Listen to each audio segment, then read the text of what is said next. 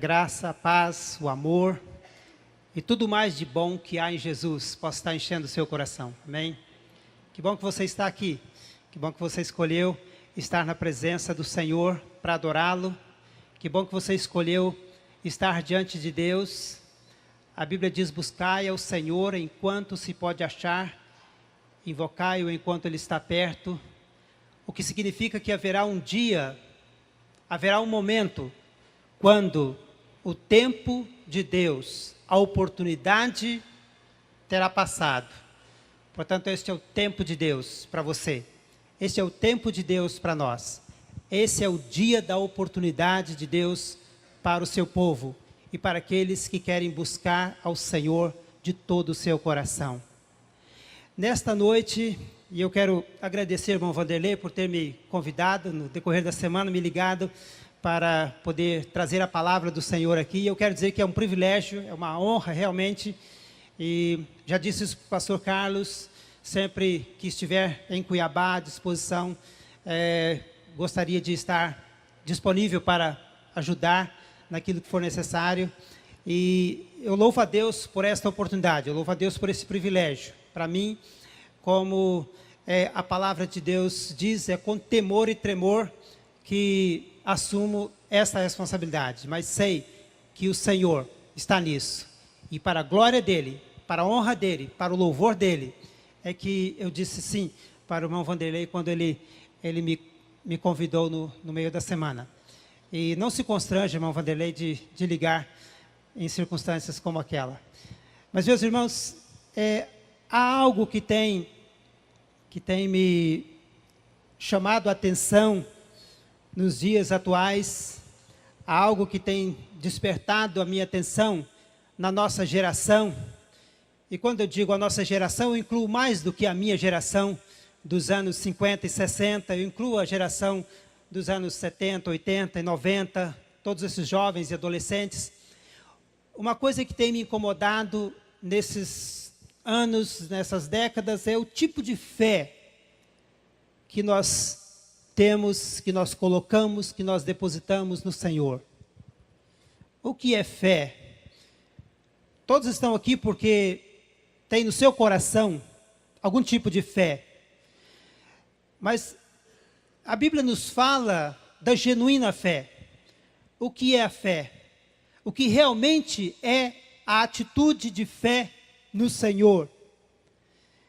E há 2 versículos em Hebreus 11 que descreve a fé, por exemplo, de Enoque. Eu quero que vocês abram as suas Bíblias lá em Hebreus capítulo 11. Na verdade, todo o capítulo 11 de Hebreus descreve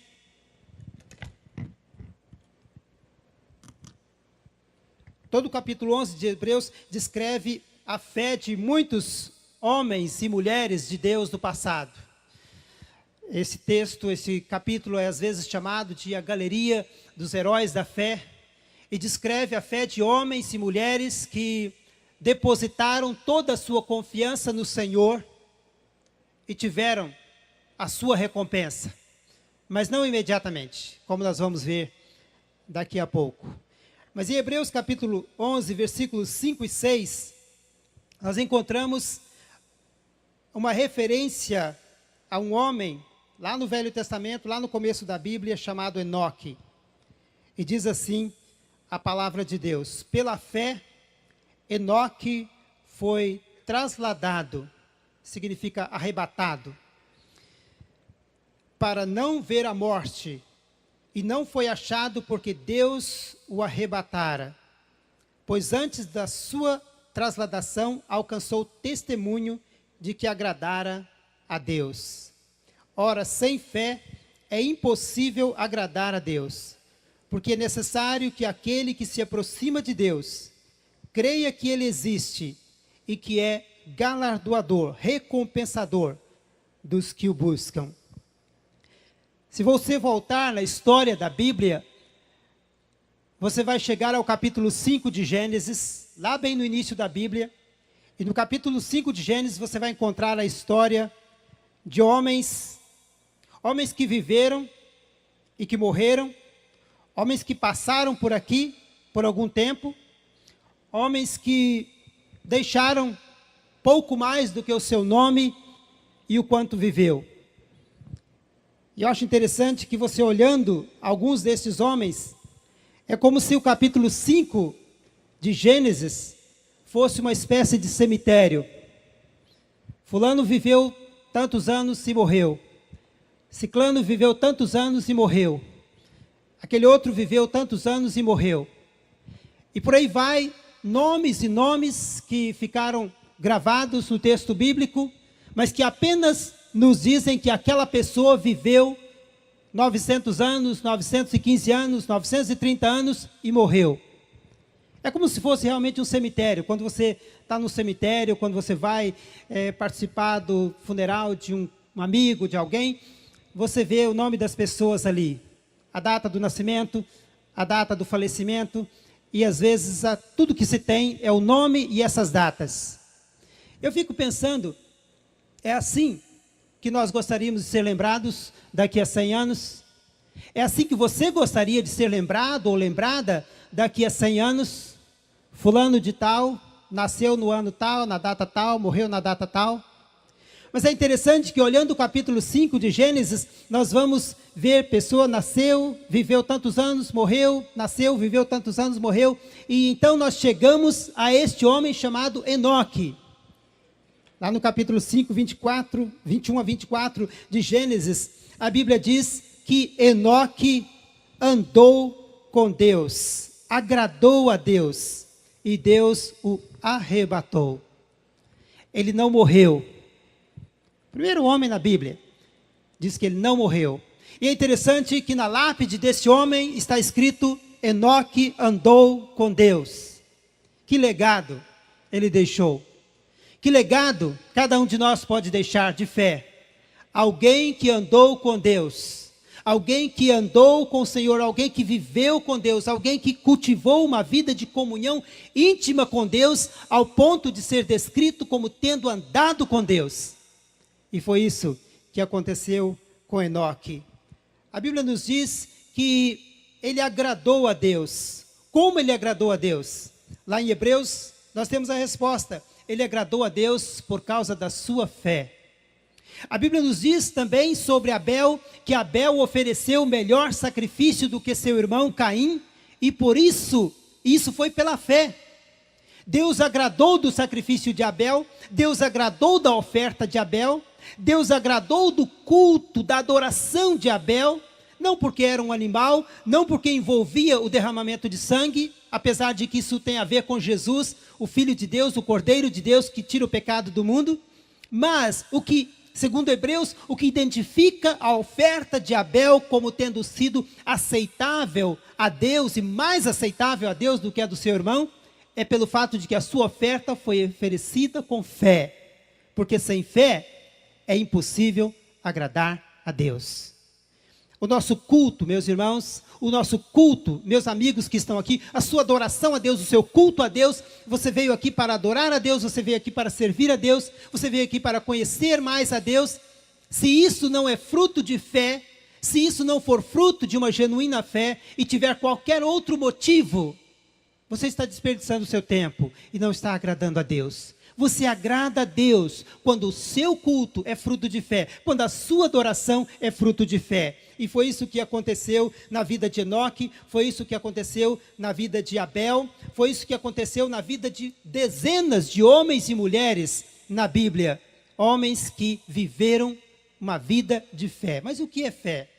É sobre isso que eu quero pensar por alguns instantes. E eu quero dizer que, como na vida de Enoque, como na vida de Abel, e como na vida de muitos outros heróis da fé, nada pode agradar a Deus mais do que uma genuína fé. Religiosidade, esforços, se esforçar, esforço humano, e todas as coisas que nós podemos fazer, boas obras, e orações, e mesmo a leitura da Bíblia, e mesmo todos os rituais religiosos que nós possamos realizar, nada disso vai agradar a Deus mais do que uma genuína fé, uma dependência de Deus. Sem fé é impossível agradar a Deus. Sem outras coisas, pode-se agradar a Deus. Sem outras coisas, pode-se adorar a Deus. Mas sem fé é impossível agradar-lhe, porque é necessário que aquele que se aproxima dele, aquele que vai a ele, creia que ele existe e que é recompensador daqueles que o buscam. Mas eu queria analisar algumas características da genuína fé. E embora Jeremias, o profeta Jeremias, não seja citado no capítulo 11 de Hebreus como um dos heróis da fé, é de Jeremias que nós temos um dos mais bonitos exemplos de fé no Velho Testamento e na Bíblia. Jeremias capítulo 32 narra uma história interessante. Se você quiser deixar sua Bíblia aberta lá no capítulo 32 de Jeremias, para você conferir alguns versículos e algumas informações, mas é uma história interessante. Jeremias é convidado por Deus a dar uma demonstração visível, palpável, tangível de fé. Jeremias recebe uma palavra do Senhor para comprar uma propriedade. E veja como é interessante. Capítulo 32 de Jeremias. Logo no começo do capítulo 32 de Jeremias, nós encontramos o fato de que ele estava preso, e ele estava preso porque ele havia pregado, ele estava pregando contra o rei Zedequias. Ele estava dizendo para Zedequias que não adiantava fazer nada, que não adiantava buscar ajuda do Egito, que não adiantava fazer qualquer outra manobra política ou militar. Ele iria ser finalmente conquistado, derrotado pelo rei Nabucodonosor, pela Babilônia. E por causa da pregação de Jeremias, Jeremias foi preso, foi encarcerado, e ali ele estava preso. Ali ele estava lá em Jerusalém, no pátio da guarda, guardado por soldados, e ele não podia sair mais de lá. E é interessante que Jeremias recebe ali uma palavra do Senhor, uma palavra estranha. Jeremias recebe uma palavra do Senhor nos seguintes termos. O Senhor diz para Jeremias: Jeremias, o seu primo, filho do seu tio Salum, Anamel, o seu primo vai vir e ele vai oferecer para você uma propriedade para você comprar. E o que é curioso, que Jeremias estava preso, Jeremias não tinha uma família, filhos, Jeremias não tinha razão nenhuma, motivo nenhum para comprar aquela propriedade. Mas o seu primo vem a ele e diz o seguinte, Jeremias 32, versículo 8, compra o meu campo que está em Anatote, na terra de Benjamim, porque teu é o direito de herança e teu é o de resgate. Compra-o para ti. Então entendi que isto era a palavra do Senhor. É curioso que o primo de Jeremias vem, nesse momento, para oferecer essa propriedade para Jeremias. Ele vem e diz, Jeremias, eu quero vender para você uma propriedade. Quero vender para você aquela chácara lá em Anatote. Se você observar o contexto, Anatote já estava sitiada, dominada pelo exército babilônico. Anatote já estava conquistada, já estava nas mãos do inimigo. E por isso, quando esse primo de Jeremias chega para Jeremias e diz, eu quero vender a propriedade lá em Anatote, na terra de Benjamim, é mais ou menos como se alguém chegasse para você em 1948 e dissesse, eu quero vender o meu apartamento lá em Berlim para você. Né? Quando os comunistas já tinham dominado Berlim Oriental, e alguém chegasse, olha, eu quero vender o meu apartamento para você. Ou se alguém chegasse nos anos 80, quando a Síria estava bombardeando Beirute, e dissesse para você, eu quero vender minha casa em Beirute para você. Ou Bagdá, nos anos 90, quando o exército americano estava bombardeando Bagdá, alguém chegasse e dissesse, eu quero vender minha casa em Bagdá para você. Você compraria? Alguém de sã consciência aqui compraria uma casa em Berlim no final dos anos 40? E é interessante, gente, que Anatote, mesmo nas mãos dos babilônios, aquela parte de Benjamim, mesmo nas mãos dos babilônios, Anamel, primo de Jeremias, chega para Jeremias e diz: eu quero vender o sítio para você. Você tem o direito de herança e você tem o direito de resgate. Naquele tempo, uma propriedade só era vendida para alguém da família. Então, ela era oferecida para os membros da família.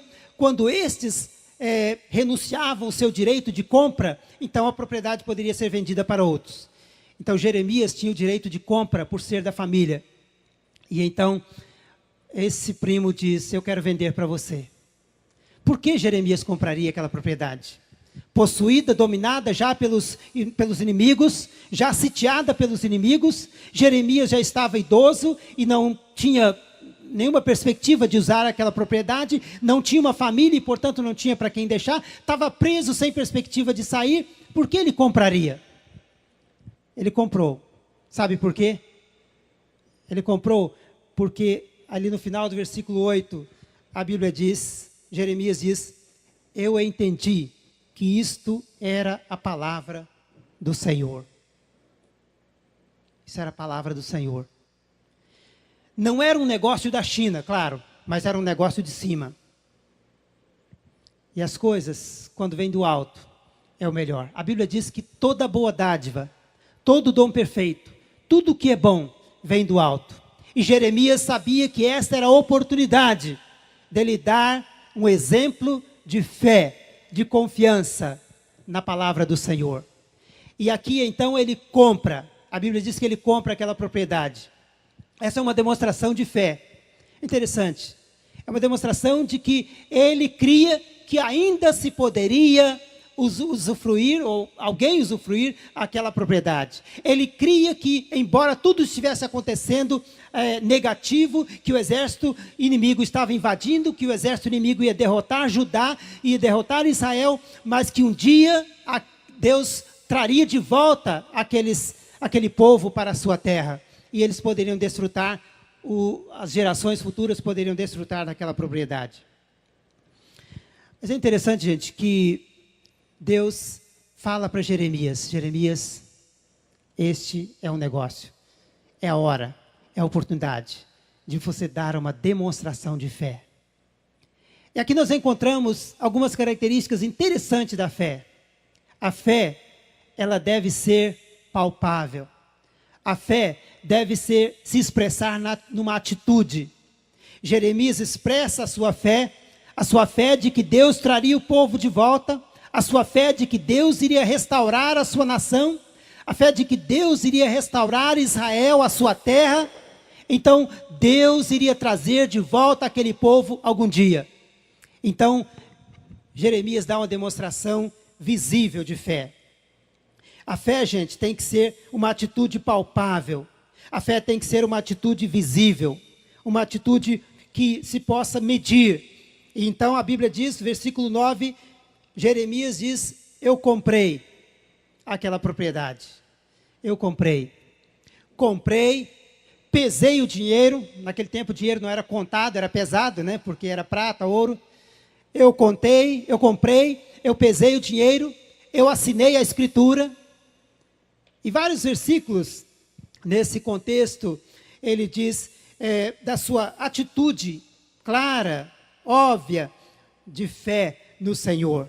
Comprei, pois, de Hanamel, filho de meu tio, o campo que está em Anatote, pesei-lhe o dinheiro, 17 ciclos de prata, assinei a escritura e a selei, chamei testemunhas, pesei-lhe o dinheiro numa balança, tomei a escritura da compra, que continha os termos e as condições, tanto a cópia selada, quanto a cópia que estava aberta, dei a Baruque, mandei guardar na presença de todo o povo, para que ficasse preservado por muitos dias.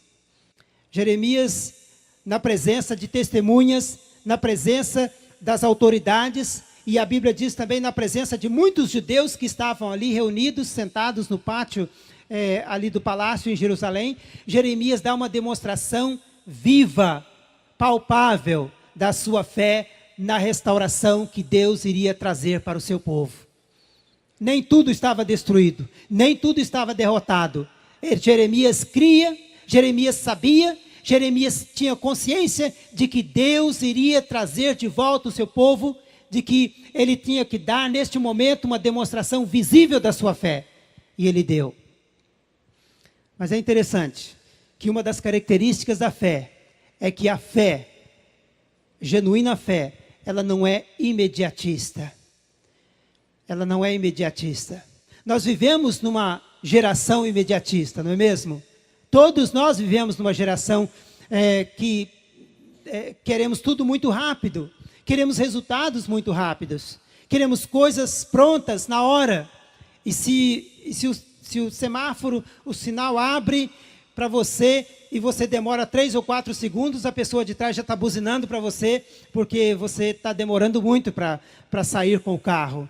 Até os carros de autoescola não são perdoados nessas situações, né? E se você chega no McDonald's e a menina demora uns minutos a mais com o seu lanche, você também já fica irritado e já procura a caixinha de reclamações e sugestões ou coisa parecida. Gente, nós vivemos numa geração que queremos resultados rápidos. E isso reflete na igreja do Senhor Jesus. Isso reflete no meio do povo de Deus. Na televisão, nos jornais, na mídia cristã, na mídia chamada cristã assim, nos pregadores de televisão. Nós queremos, as pessoas querem, as pessoas buscam resultados rápidos para a sua fé. E Jeremias sabia que ele não iria desfrutar rapidamente do resultado da sua fé e da sua confiança no Senhor. 70 anos depois, o povo de Israel, que tinha sido levado para o cativeiro, o povo de Judá, de Jerusalém, que tinha sido levado para a Babilônia, 70 anos depois, esse povo começou a voltar e começou a reconstruir, e a plantar, e a cultivar, e a chácara de Anatote, que Jeremias havia comprado, Jeremias nem mais vivo estava nessa época, foi usada para se plantar, para se cultivar, para se colher, e a promessa foi cumprida. 70 anos depois, a promessa foi cumprida sobre a fé que Jeremias depositou no Senhor naquele dia. Você já imaginou se a Igreja Batista Boas Novas colocasse uma faixa grande ali na frente, venha para o grande culto da bênção, e escrevesse embaixo, a bênção virá daqui a 70 anos, né? Venha receber a sua bênção daqui a 70 anos. Provavelmente o pastor Carlos não teria um grande auditório aqui, não é mesmo? Gente, mas é assim que aconteceu. Se você volta lá para Hebreus capítulo 11, sabe o que a Bíblia diz? A Bíblia diz que todos estes, daquela lista de homens e mulheres que viveram pela fé, que viveram uma vida de fé, a Bíblia diz que todos eles morreram sem, no entanto, ver o cumprimento da sua promessa na sua vida.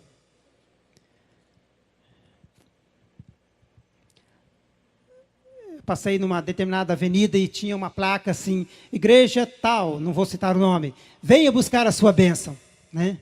Mas não disse quando a bênção viria, se viria em 50 anos ou se em 70 anos.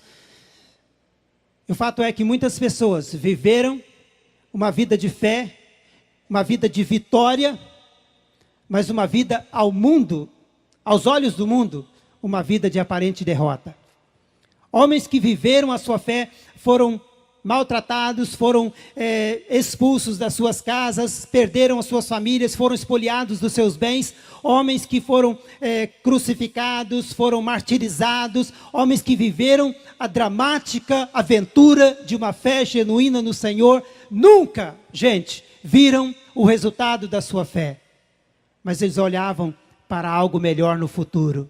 E o final do capítulo 11 de Hebreus diz, eles olhavam para a cidade da qual Deus é o construtor, a melhor cidade, a esperança da vida eterna.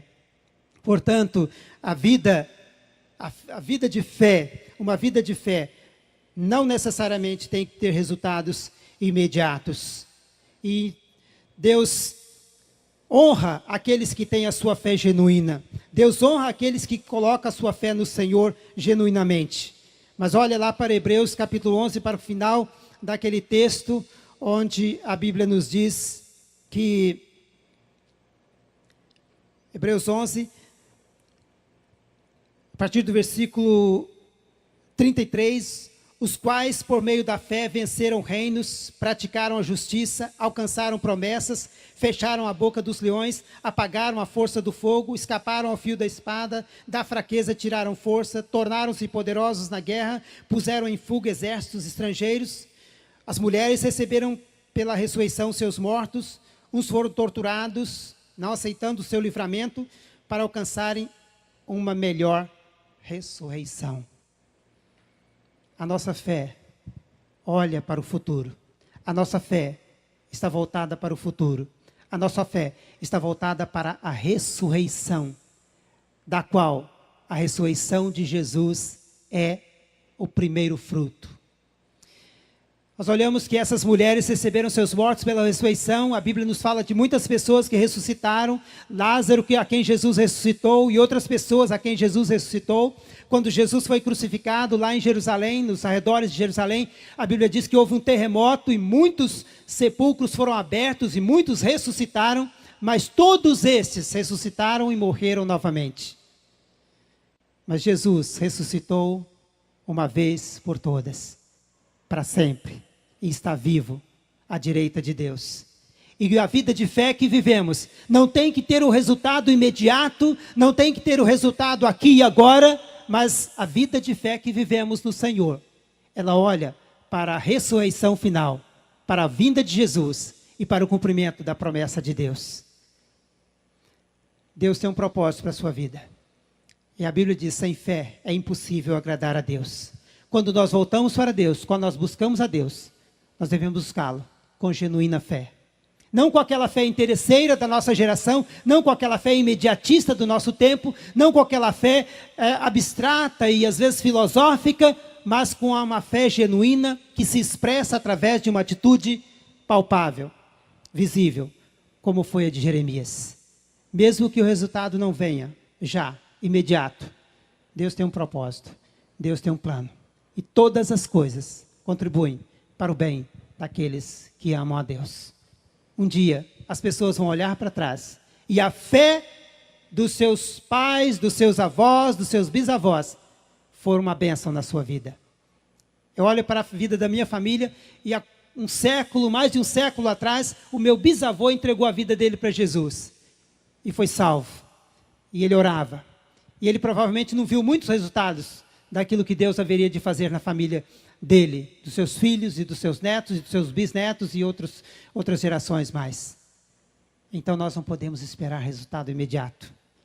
Apesar de que Deus muitas vezes responde a nossa oração imediatamente, mas muitas vezes a nossa fé tem resultado a longo prazo. Que Deus possa nos ajudar a ter a genuína fé, aquela fé que se expressa de forma palpável, com atitude. E não aquela fé abstrata e às vezes tão insignificante. Imagine quando Sara perguntou para Abraão, para encerrarmos, imagine quando Sara perguntou para Abraão, querido, aonde nós estamos indo? E ele disse, não sei. Não sei. Mas você não sabe para onde nós estamos indo? Não, não sei. Nós estamos indo para uma terra que Deus vai mostrar. E a Bíblia diz, pela fé, Abraão saiu da sua terra, seus parentes, da sua família, para uma terra que ele não sabia aonde era. Nós estamos indo para essa terra, a terra celestial, a nova Canaã, o lugar que Deus tem preparado para nós. Às vezes a nossa vida cristã, a nossa fé, nosso convívio com Deus, faz curvas, faz altos e baixos, é como um rio. Um rio, ele dá voltas, às vezes ele parece estar voltando no sentido da sua nascente, às vezes ele, como que a água para, mas nós sabemos que o fim dele é o mar. A nossa vida cristã, embora nós não consigamos enxergar imediatamente, ela tem os seus altos e baixos, suas voltas, mas um dia chegaremos ao porto final, a Jerusalém celestial, a terra que Deus tem preparado para nós. Sem fé, gente, é impossível agradar a Deus. Que Deus nos abençoe. Amém.